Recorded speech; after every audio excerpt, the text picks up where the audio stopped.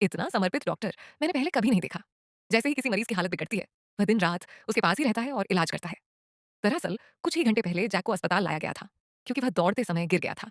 लेकिन जब उसे होश आया तो वह कुछ भी याद नहीं कर पा रहा था, मानो उसे भूलने की बीमारी, एमनेशिया हो गई हो। वह खूबसूरत डॉक्टर, जो बहुत धैर्यवान भी थी, जैक के पास ही रही। उसने उसके सवालों के जवाब दिए और पूरी घटना की प्रक्रिया उसे समझाई।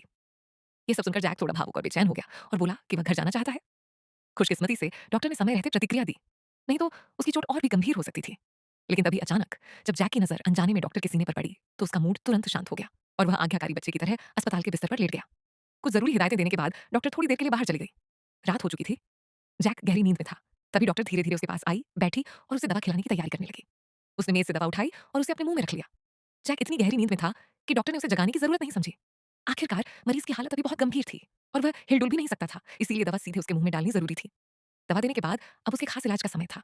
जैसे ही जैक कुछ बोलने ही वाला था, डॉक्टर ने उसे रोक दिया और कहा कि इलाज के दौरान न तो बोलना है और न ही हिलना डुलना, वरना अब तक की सारी मेहनत बेकार हो जाएगी। कुछ ही मिनटों बाद इलाज सफल रहा और जैक की हालत काफी बेहतर हो गई। इसके बाद डॉक्टर ने कहा कि वह 1 घंटे के अंदर अस्पताल से जा सकता है। ये सुनते ही जैक वहीं ठिठक गया। उसकी चोट तो अभी पूरी तरह ठीक भी नहीं हुई थी। फिर उसे अस्पताल से छुट्टी कैसे दी जा सकती है?